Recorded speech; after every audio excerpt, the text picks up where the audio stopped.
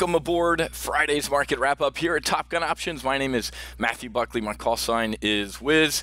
And folks, we've had an absolute blast this week with our full week of live trading and training in the industry-leading Full Throttle. If you missed any of the sessions, we actually have our final session coming up here at 1 o'clock Eastern. But if you missed any of it, all you need to do is head to go.topgunoptions.com/FT. That stands for Full Throttle Replay.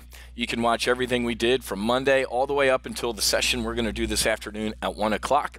Monday we put on a bearish call trade on volatility, and that thing is up $1,700 if you're still in it from Monday. That more or less essentially pays for an annual defensive membership into Top Gun Options, folks. That was one trade this week, essentially paying for an annual membership. But everything is on the replay page here. And folks, once you're ready to get airborne after watching those replays, or if you're ready to get airborne right now, all you have to do is click on one of these big green buttons on that page, or you can head to, it's even easier, head to go.topgunoptions.com/get FT. That stands for Get Full Throttle. Once you get to this page, obviously it explains everything that we do here at Top Gun Options. Just click on this this big image here, because it looks like we just have our annual memberships on this page. You can actually click on that image, and it's going to take you to a page where, if you're interested, you can do month-to-month memberships until you're ready to upgrade it into an annual.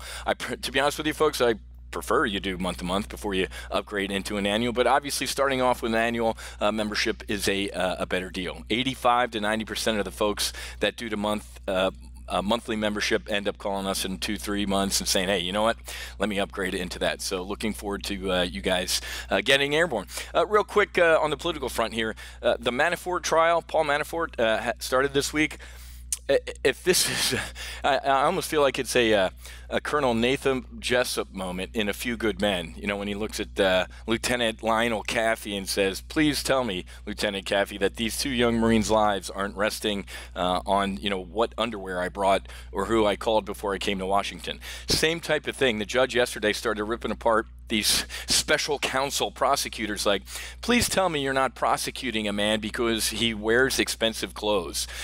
Just an absolute shit show, and the president should shut this down. Hey, quick, just in case you didn't know this, you know, Bob Mueller was a former Marine, so he's obviously a hero. Folks, people who served can be complete idiots. Does everybody remember or know who Whitey Bulger was? Boston Mafia guy for years, who was under what? He was under the protection of the FBI as he was murdering people in Boston, as the Massachusetts State Police kind of figured he was murdering guys and was trying to convict him. You know who was the head of the Boston FBI when Whitey Bulger was being protected as a murderer? Yeah, Bob Mueller. Anyway, folks, strategically, Iran has a boatload, pun intended, of ships all over the Persian Gulf doing a big military exercise. This isn't...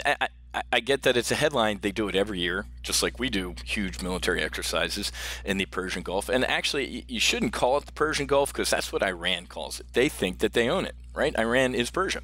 We call it the Arabian Gulf. We used to, the aircraft carriers I flew off of were up in the NAG. We called it NAG, the Northern Arabian Gulf. But it's drawing attention this year because it's massive. They have like hundreds of small boats also participating in this. If you read my book, you'll understand what I'm getting at here, is that there was a red team exercises years ago under Donald Rumsfeld. They had a crusty 3-star Marine who was in charge of, like, the quote enemy forces. They were Iranians, and obviously battling the good guys. Big computer simulation, literally all over the world type of war game. And within hours of the word go, he had sank an aircraft carrier, killing about 5,000 Marines and sailors, and had destroyed most of our fleet. How did he do it? He had a lot of little small boats who, when they said go and they sent the order out to these small boats, they all rammed into our ships in the Persian Gulf. So this is why this is on our radar. Why do I care about this? Because the market only cares when it cares. The president, months ago when he pulled out of the Iranian deal, the market kind of freaked the hell out a little bit. Well, guess what? In November, the sanctions are going to go back into effect. That's going to impact oil. That's going to impact our relationship with this guy right here, which ain't so good right now, because they've already said, hey, when those sanctions go back into effect, you can kiss our ass. We're going to buy even more oil from Iran. Well, that's not exactly too nice. But let's switch over to our friend or frenemy here. China threatens to impose tariffs on 60 billion of U.S. products. The president fired a broadside, what was it, Wednesday night? Saying, hey, here comes another 25% or whatever it was, 200 billion. The futures imploded. The president said, you know what, maybe I'll wait a week on that. And then yesterday, China opened up and broadsided us back. This is going to get worse before it gets better, folks. Larry Kudlow today, the market whisperer, brought from CNBC to the White House to try and calm people, said what? Trump won't back down. 600 billion, China's 60 billion response is weak. I mean, seriously, you're in a street fight and the guy hit you and you point at your chin and go, is that all you got? Folks, as I just said, the market only cares when it cares. And back here, the market really cared about potential trade war. We're actually in one now, folks. So I get this, hey, we're heading higher right now. You have absolutely got to be hedged. Another reason to be a member here at Top Gun Options, we fly around this market with an ejection seat. I never flew in the Hornet, training, combat, or for fun without an ejection seat. You need one in this market because the music is going to stop because this is getting serious. U.S. pressures China with punitive trade and defense measures. Okay. Let's get to what the big story of the day is. Let's start with non-farm payroll. Miss. The previous month was revised higher, so I mean that's good. That's green from 213 to 248. We were looking for 191, a little soft, 157. The unemployment rate went down from 4.0 to 3.9. Okay, great. This is the issue. Average hourly earnings. It came in line. So we had a revision down though, folks. Look at this. So it was revised down to 0.1% from 0.2. So actually, when you look at it, a revision down to getting to 0.3, average hourly earnings actually went up, and that is a good thing. But of course, liberals today, if Trump announced he was the Antichrist, they'd be complaining it's not hot enough in hell. I'm getting into a Twitter fight with a bunch of people who are bitching about this stuff. So hiring cooled slightly, and the unemployment rate fell. But guess what? The biggest takeaway from this is that it gives the Federal Reserve air support to stay on their interest rate increasing path. They're not going to deviate too much from that, which is a good thing. So it's kind of a Goldilocks, not too hot, not too cold. And as I'm speaking right now, the Dow is up. Triple digits. Interesting. We're going to talk about this at 1 o'clock because Tesla shorts stand their ground.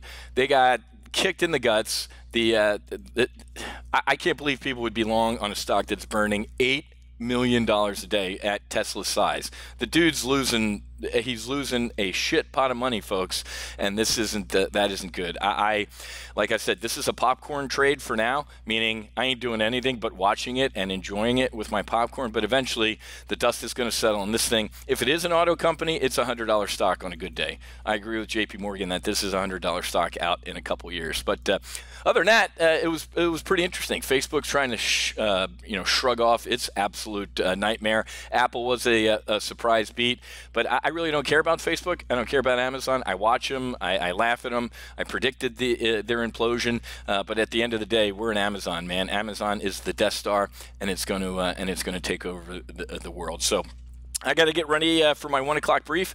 Reminder, folks, if you missed anything we did, head to go.topgunoptions.com/FT. That stands for Full Throttle Replay. You can watch all the replays from this week, but we're going to close our memberships today, folks. We, as of me going on the air right now, about 9 memberships left out of the 50 total that we opened.